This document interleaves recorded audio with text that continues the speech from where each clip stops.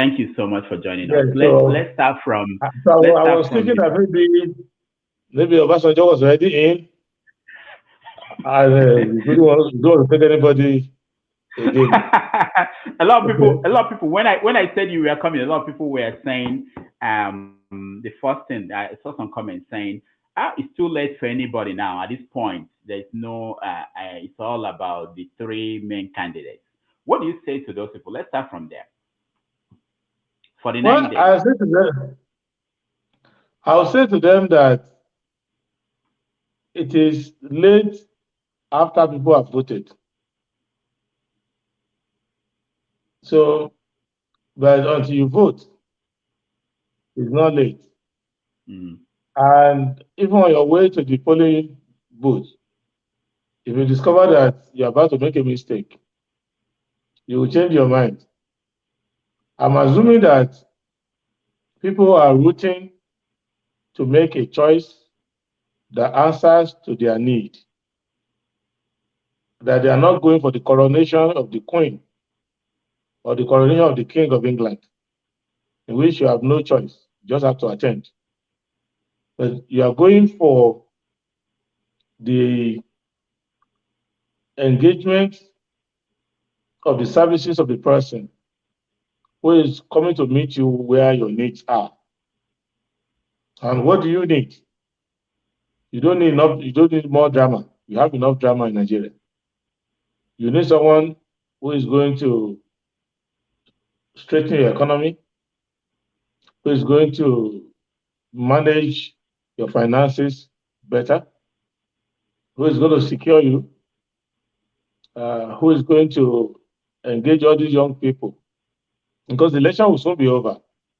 So those who are engaged as influencers, Twitter managers, and all of that will have to look for a real job. So Now politicians, things like that. So let's those are the start things I from the think you will need. let's start from the beginning. It's been 3 months you came here on what we call the longest bombardment. You spent almost 8 hours, took over 100 questions. And after that, people felt that when it comes to ideas and skill sets, that you probably have it more than most people running for president. How has it been in the campaign field when you went out there to campaign? It's been 3 months. What is your experience like? Well, my experience is like people say, well, I'm following you now because of the damages. So you're going to win this presidency because of the damages. So I thank you for that. So in addition to that, people still say, who the heck are you in many places? You know, so it means that circulating around is very important to our people. Uh, this saying, and I've never liked that saying, but it's working, that the devil you know is better than the angel you don't know. You know, I think people say, I don't know if they say it in your village, but my village, I don't know, they like that proverb a lot. And it makes me very suspicious of them when they say that kind of thing. You know, so why would you even like the devil at all? So, but I think it's a reality. But if you are believing with the devil for 40, 50 years, in 2 minutes of meeting an angel, you will know the difference. But you must know the angel first. You must meet the angel first. So I think going around circulating with the people is what I've learned is very important. And people also have lowered their expectation. The politician is supposed to be somebody who comes, dances, and brings a t-shirt, face cap, be, and then goes away. If he's generous, he leaves some money behind. But when you tell them their problems, why they have the problem, solution to it, it takes them a while to look at you like, are you really a politician or you are from heaven? So once you discover you're a politician, then they start accusing you like, where have you been all this while? Why have you not come before now? And things like that. So then hopefully you leave somebody behind who follows up with them and they can start to change the politics of the place. But many communities, the people associate their PVC with the current politicians that are there. They assume that the PVC is what you get to help the politician who is next to your house there. So when you tell them that they can actually use it the way they want, and they don't have to follow the politics of what is there. So I've learned a lot of lessons. So for me, we are going to get a lot of votes that will surprise us and surprise many people who traditionally think that there are no votes for you in certain places. But I think that the only drawback is the fact that everybody is a part timer. So unless you are the candidate, every other person is engaged on the show. Like the people who were impressed with me on your show, I'm grateful to them. But the question is, they may just go back to their business or work and say, "Oh, I'm impressed with that guy," and that's it. But the politics requires that there will be so many people reinforcing the same thing to the community, to the voter, many times over, because you're also competing with your pastors who will tell them that this is where God says you should vote. You are competing with the traditional ruler who say if you don't vote this way, I will be removed. You are competing with influencers who will say many things. So it's until election comes, one outing, people are impressed with you, is not enough. You Yeah. follow up. So you are suggesting? Are you saying that if you have money, you can get permanent staff that will go out there and campaign for you? Is that a hindrance? So you can have, you see, you can have people, and I do have some people who campaign for you because they are paid to do it. But actually, that can only take you far. The most important campaign to use are those who are campaigning for you in order to make a change in society. Not that you are the first to hire them. Once people get committed to an idea that they try to change their society, you will see you need millions of people. We have 176,000 846 now, I'm told again. It used to be 18846 polling units.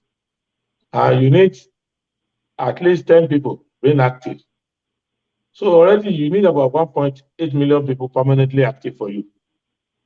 Uh, so maybe I live about the 40 chiefs can pay those people, but the average person can't pay them. And those people are also not enough. You still need even additional people.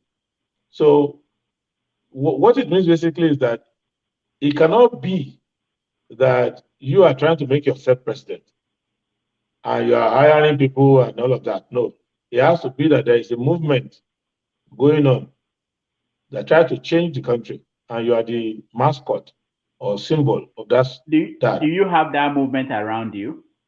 Well, I have that movement around me, but sometimes they get tired, they go to bed. So sometimes they have to move from place to place. Sometimes they also have a job to do. So what it means is that it's a uh, continuous work. So there isn't anything you can do other than to turn the voter themselves into agents of change. That's basically, and then the mass media is lost essentially. So morning shows, afternoon shows, evening shows, all they're all talking about is somebody that does somebody abuse somebody this and that. So and then if you look at the about you need there are about 8,000 relevant. Let me just put it. Let me know 800 relevant community radio and all of that are relevant across the country that you need to engage. Some cities have more. So those are anywhere information reaches the people. You have to attend church services. You have to attend. I have an appointment with a sheikh now. Uh, so, and the reason why I'm talking to the sheikh is not because I want to change his theology, but I want to remove from his theology any notion where he can tell people that Almighty Allah subhanahu wa ta'ala is telling him to go and get people to work with thieves. We're trying to negotiate that aspect that you can't do that. You just have to help your people. So we are discussing.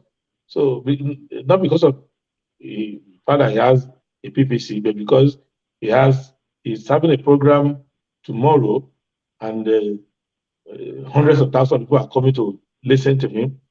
And I've listened to the earlier ones he's had, and I'm trying to say you cannot say that you're not concerned about the fact that people who are robbing people blind are going to ask your people to vote for them, and you can't afford to be part of a system that does not emphasize to the people the need to have a decent life, and to do that, they need to vote people who are honest, who are committed, who are competent. So, so the engagement goes um, across the line, youth groups, different groups. So we have all of those going on, but you need more of them, and you need people to be convinced to be doing it for the reasons why they are doing it, and to do it even more, so that everybody. Because I get a bit worried when I get anywhere and somebody says, "Oh, I didn't know this. Why didn't you tell me?" And I said, "This person is as dangerous as the atomic bomb that exploded in Hiroshima, because this person is a voter. And if this person has this level of ignorance on issues that pertain to their lives, it means that the political education system has failed, the political party has failed, and this person is just hanging on. Some people are supporting a particular candidate. When you engage them, they will be talking about the candidate having built bridges where none was built, the candidate having paid this where it never happened. So they don't, we need more of letting people know the issue at stake and things like that. That's just for me. Um, There was a platform you were in, and I came there and I asked you if more time would have been of help. I know the answer you gave, and I know that it's a political answer. But based on what you are seeing, there is more work to be done to be able to reach the voters, to be able to share these ideas you have. Do you think there is a way you can do that in the next 49 days? yes, I remember that question, but more work doesn't necessarily mean more time.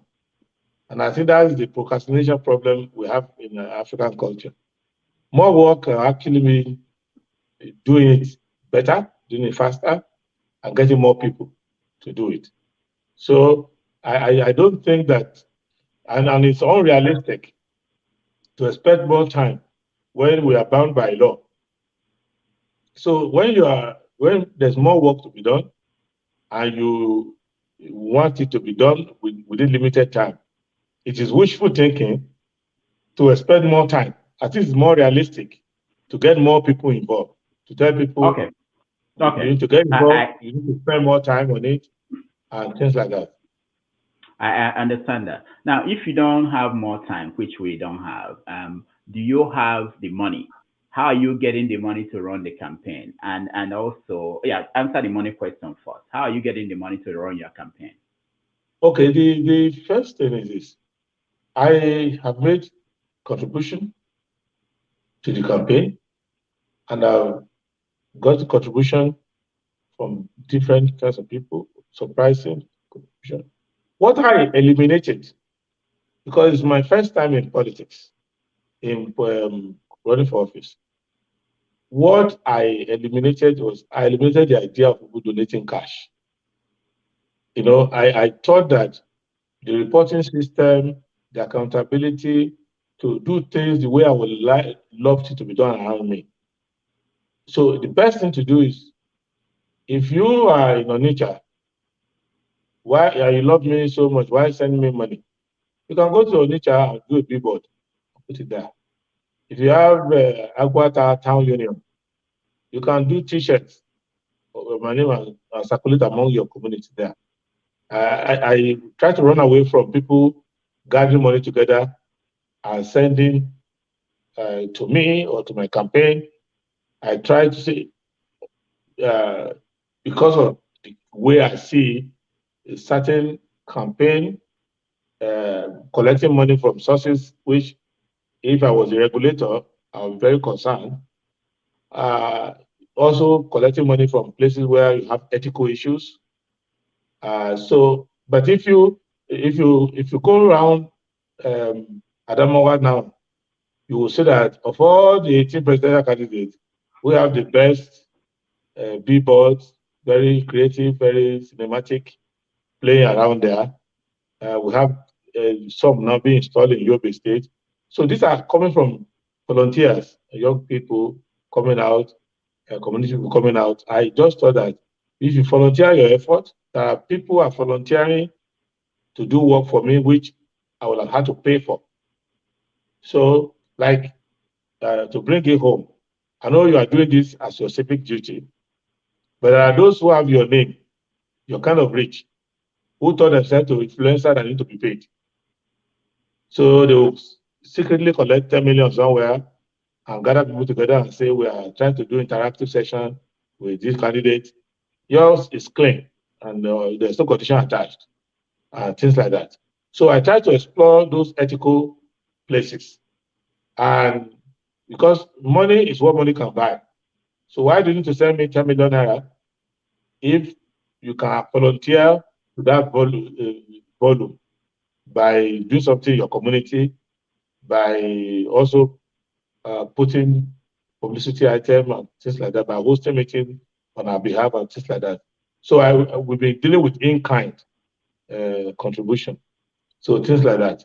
But one person says, oh, you can use my private jet. We try to run away from that because we don't know how you got it. I mean, with due respect to you, we don't know how you got it. The average person doesn't have it. And so we just try to say, hang on, maybe you can use it to carry somebody. And maybe if you can just do something simple for us that the average person can do. And at no point in time can you point the finger to their campaign and say, but what are they talking about? Are they not benefiting from so and so person who is part of this kind of problem? So those are the things we're trying to do. So we need more people because in the end, what do you do with this money when you get it? You use it to do media work so that you can reach people. You use it to buy artifacts and import made in China, things like T-shirts and all of that to help Chinese economy, number one, and then kill our foreign exchange, number two, and then number three, to mesmerize um, the voters. So, but why don't I talk to the voters that it's not necessary? All of that is not necessary. If you want to vote for this person so that you can fix your road, you don't need the T-shirt to do that. So, and then you can do billboards and things that can sing. So I'm sure if we send after this show, if you manage to send you some of the um, publicity material that we do, they look like a fine arts class at Yaba Tech or IMT Enugu. You will see people using their hand to do a signboard with a hammer and things like that.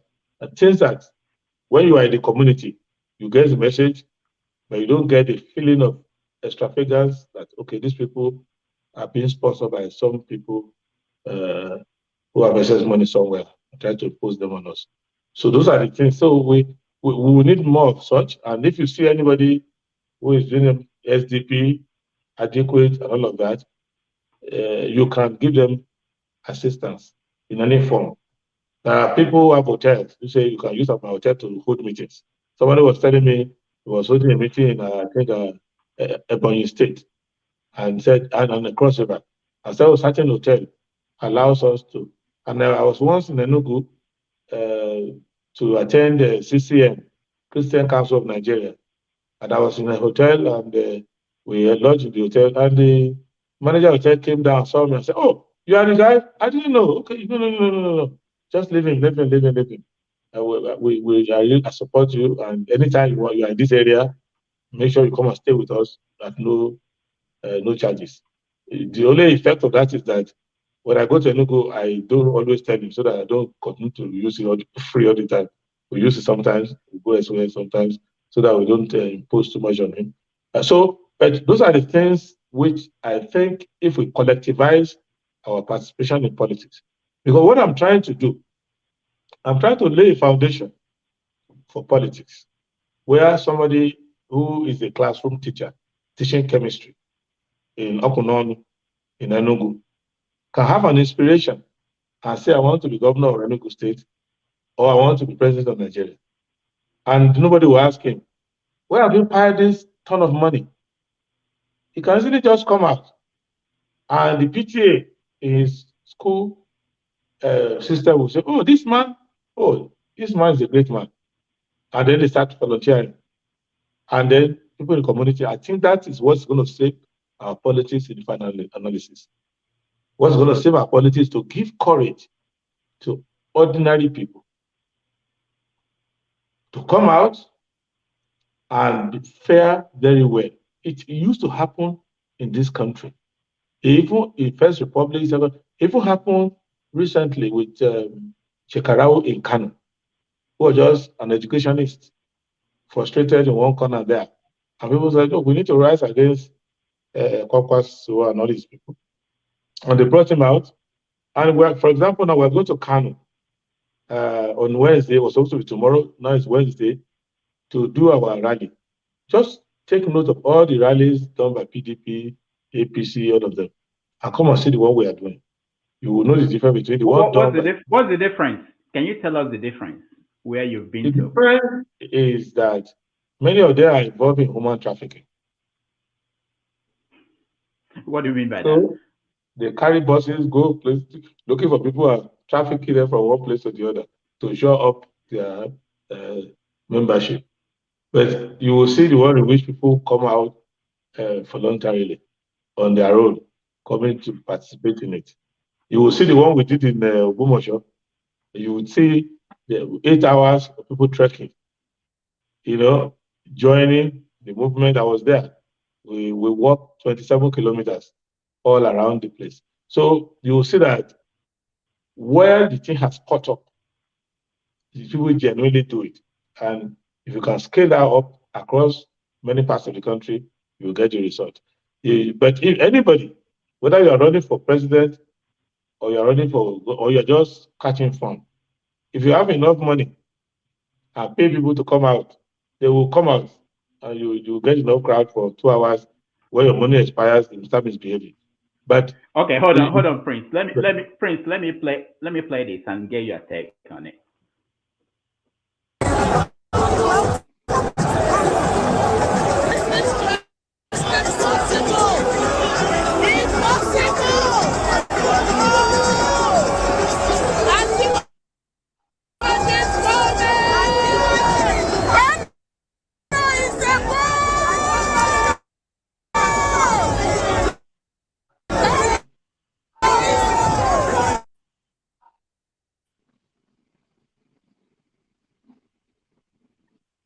Voters who might see this is from Tinubu's campaign in Kano, and you're going to Kano on Wednesday. When they see this, they think it's a foregone conclusion that Kano is for Tinubu. How do you counter that? How do you tell people that, or your supporters, that there is hope that you can win Kano? The same way, by the way, all those who shouting to your camera there, those who are closer to the camera there, none of them is from Kano. So they follow them there in the same private jet. So, but even if you see the common people that is there, you can go and ask Kano police, you will see that many of them came from different places. But even then, if you go to Kano on any ground, you have enough people to follow you. The key way is, let me answer this question after we have been to Kano. And you have 2 frames to compare. That's when I want to leave that. So leave that until when we are going to Kano, and you see our own people, you see their own people, and you see. But historically, right from Awolowo's time, Awolowo will go to Kano, and you will not have anywhere to. You won't be able to come down to up Awo everywhere. And on election day, Awolowo will look like, where's Kano? So Kano is like that. So we, in building our own movement, in the Kano area. We don't want to be a spectacle. We don't want to get crowd gathered. We want to actually grow organically from the people in a way that this is just you having a communion with those who are working for you already, not like you gathering crowd to show to the camera. You could see that the aim that they have is not to bond with the crowd, it's not to interact with the crowd, it's just to show to the people that see my people in Kano, see. But we are going actually to have things to do in Kano, to mix with the community.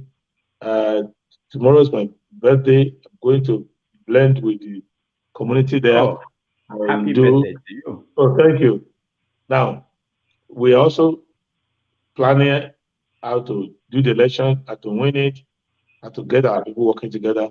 And the crowd that you will find will be, you look at the two, you will see that this one is coming genuinely working for this person and they are coming out. So, and I'm more interested uh, in a buying by the community. You see, anybody who wants to solve Nigeria's electoral conundrum and does not address Kano, Kaduna, Niger, Oyo, Lagos is sorting itself out little by little because there's a lot of information circulating there. We need to be competitive. Ideas need to be competitive in these large voting centers. It should not be the case that there are bundlers of votes in these places. And the way Adedibu, the late Adedibu used to do it in Ibadan, where there was no dialogue of anywhere. If you just went to Chief Adedibu in those days, that ended the discussion.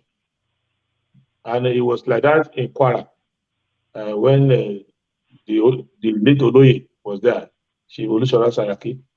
Once you got him, that's the end of the debate. So we need to make these voting centers more ideas competitive.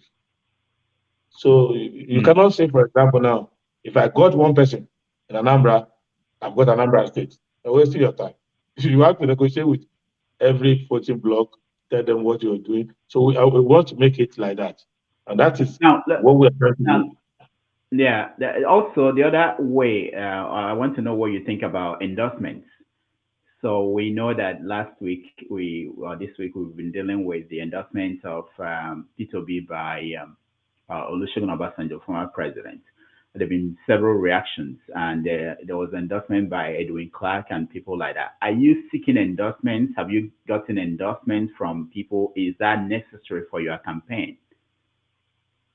To be honest, endorsement generally is not a bad thing at all because you want people who to back up your message because you saying it on your own often is self-serving.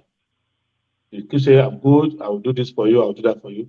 So if there are people who have respect in the community, people know that they don't just do things whimsically, and that they do their things in the interest of the public, and that they reflect very well. And if they now endorse you on the basis that they have been paying attention to you, they've observed you, and they're recommending you, it's not a bad thing at all. But I don't know the one they're reacting to because what Obasanjo did was not an endorsement. It was just an outing, a confirmation of what he's been doing over time. So there is nothing new. He's actually the director general of the campaign. So the two people, the one that was there before, and the one who's there now, they are representing him. The candidate himself is holding the place for him in his own mind. The candidate is an extension of his own body. You know, the thing he tried to do with Yaradua earlier, something like that. So it's not, it is not reasonable for anybody to pretend to be surprised that he will endorse a campaign which he himself set up. He himself is sustaining it. Himself is the one raising funds for them, is the one lobbying for them from time. So it's not a, I wasn't surprised at all that he did it. So, but there are people whose um, pastime is in engaging Obasanjo, and I think he enjoys the attention. They also enjoy following him over time on any issue. So there are people who are Obasanjo watchers, and once Obasanjo comes out, they are pro or against. The media will have that frenzy for a week or two, and then they find something else to do. So for me, I'm not surprised at all. It will have been a shocker if he didn't endorse what he's been doing. So that's no news to me. And I am also not.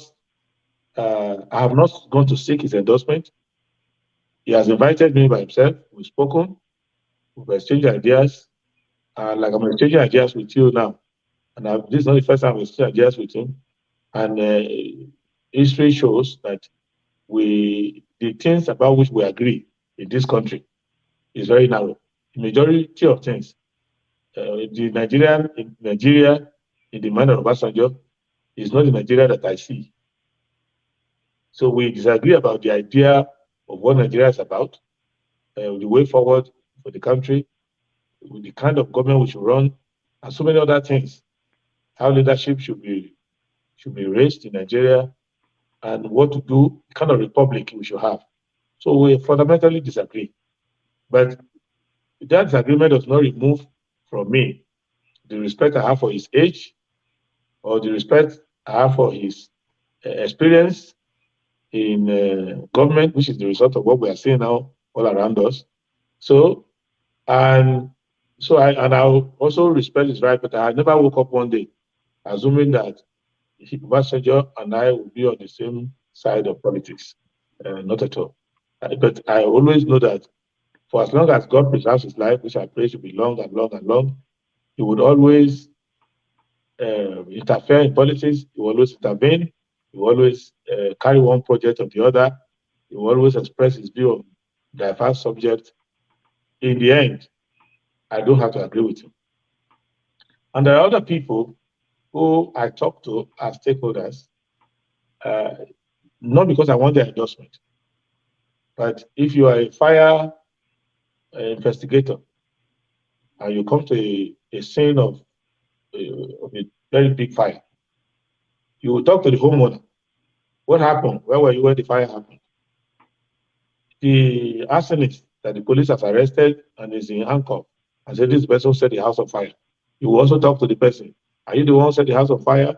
What are you doing with 2 gallons of kerosene in your hand with matches in somebody's house? Why are you here? Then you will talk to the neighbors. You will talk to those who are doing first aid. You talk to the victim of burn, first degree burn, second degree burn, third degree burn. You talk to any other person who is on the scene. So that's how you can do Nigeria. You cannot say, I'm not talking to anybody. I'm not going to talk to this person. No, you talk to everybody. Have you spoken to any of the former leaders? I mean, have you approached them? Someone like Ibrahim Babangida, did you approach them to talk to them as people who played a role in where the country is, and what did they think about your campaign? Well, we talk regularly. I talk to anybody. And in fact, if you know anybody in your village who used to be a district officer during the colonial time or who was a former governor, I talk to everybody because, and there are 3 reasons why I do that. One, I can't be the only wise man in my country. God cannot be that unkind. He must have created other wise people, but they've all failed because the result shows that everybody has failed. So I want to know what happened. Even the late President Shagari, I used to worry him a lot. I will go and spend like 1 week with him in Sokoto, sometimes 2 weeks, asking him, bombarding with questions. That's how Olufala and I became friends. I will take memos that he wrote when he was the director of planning in the 1960. I was like, why did you write to more like this? Why did you look at what the other country was doing at that time? Why are you doing this? Why are you doing this? So I interact with people. And President Babangida and I engage a lot on issues, policy, this. I disagree with you on this. Why did you do this? So I talk. Same thing with President Goodluck Jonathan. I talk. So anybody, the only person I'm leaving alone for now because the old man is afraid of COVID and afraid of his the general Gawan. He's afraid of COVID and he's afraid of politics. But I talk to him, I engage people, I talk to people. The person who used to finalize Awolowo's economic papers when he was Minister of Finance, Dr. Umoru, I go to him. I sit down with him. Sometimes he's not feeling too well. I'll come back again. We talk. Why did you finance the civil war? Why did you take this? What happened? So I talk to people. So I am almost a virtual member of the body of retired permanent secretaries. In fact, I took some of the executive to be on my campaign because they are the people driving policy. The other time I was with Chief Philip Asiodu. We went back to the 60s, the early 50s, reviewing policy, this housing policy issues. I discussed with him. I always disagree with Obasanjo about the management of the debt servicing that they did, where they practically took our money and gave to their foreign friends. And I was surprised that Chief Asiodu believes agrees with me because he was a government economic advisor. And I was saying, how could you take all our money and throw it away in the name of debt settlement? Nobody does that kind of thing. So we look at the policy, it talks, the role played by each person. So the idea is this, that if people came before you and they tackled this dragon and they fell off the wagon, you have to know what happened. Is it that they were not competent? Is it a character flaw? Is it that they were set up to fail ordinarily? What are the problems that they have? So you know that, and you don't feel too cocky. I say when I get there, the last time I was General Babangida, we're discussing two SP of Congo, Kalu Di Kakalu, and uh, the Falai.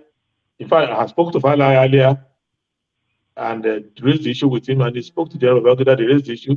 When I went to General Babangida again, we started raising the issue, discussing the issue, and we're taking the advice he got from each person, why he took the decision, and everything. I looked at why did you hire Guardian Ezekwe, and how could you have a Guardian Ezekwe in your government, and you cannot have that industrial revolution you're looking for? What happened? And things like that. So we take these issues.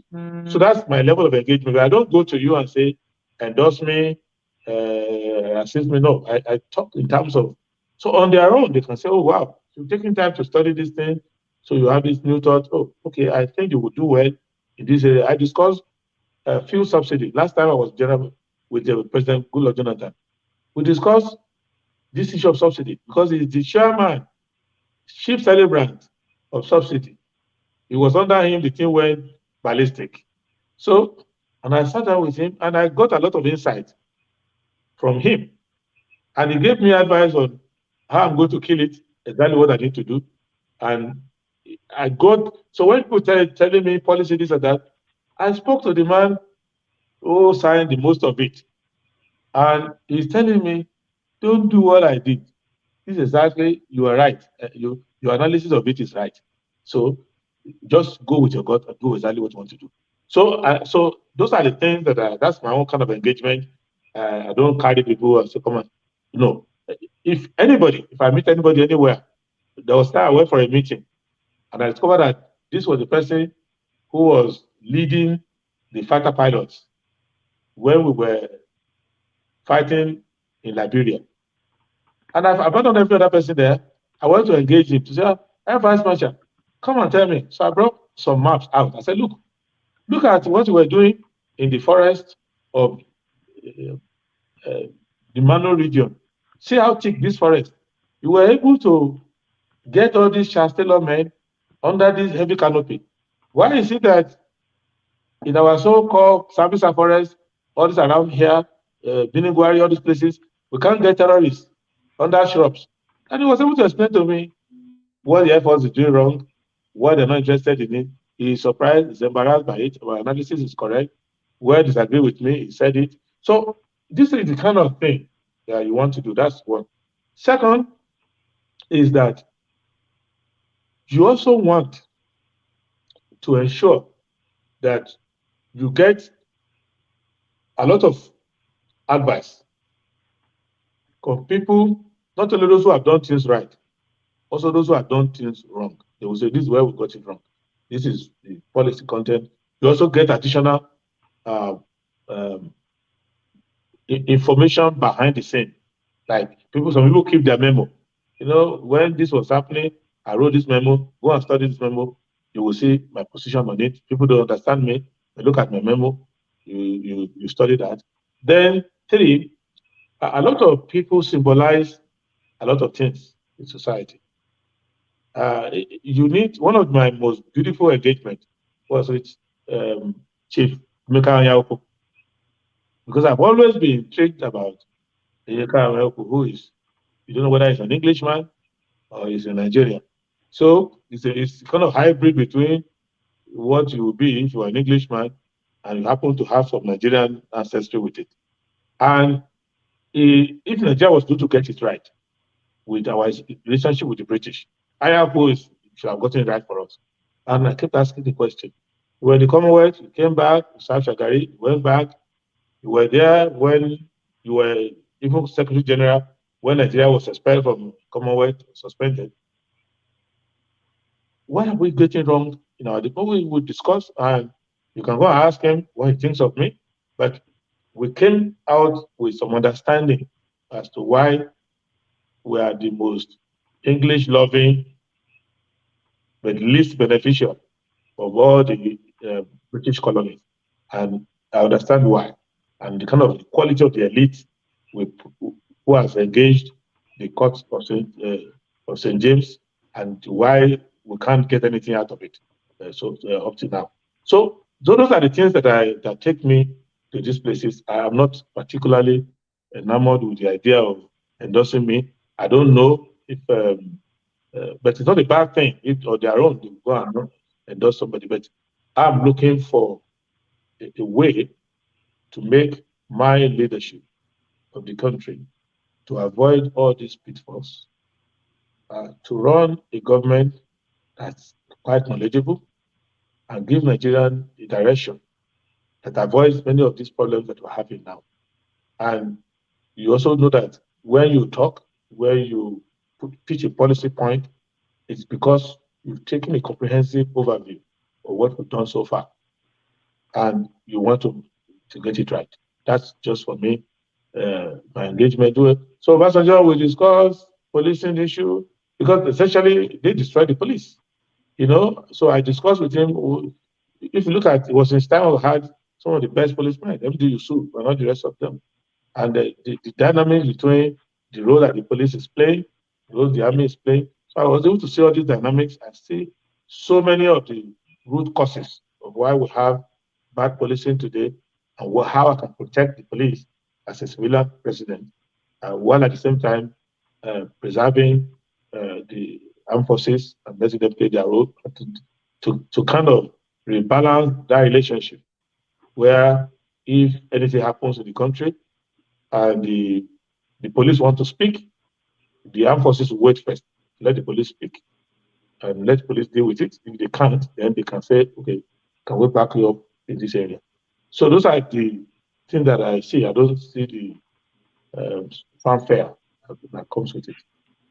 All right, Prince, I know we didn't talk before you came on the show how long you have to stay with us, but I'm going to let our audience come in and so that they can also join us in the I've gotten used to this idea of spending 24 hours with you. So, We are open. so I mean, if you are ready, we are good. I mean, I'm good. I have like tons of questions, but I wanted to make sure no, that no matter. this show will end on your terms, not me. I'm here for you. Oh, okay, good, Yes. very good. Let me get our people in and they join the conversation. I will also ask you more questions as we go along. Thank you so much for coming on, and it's been wonderful.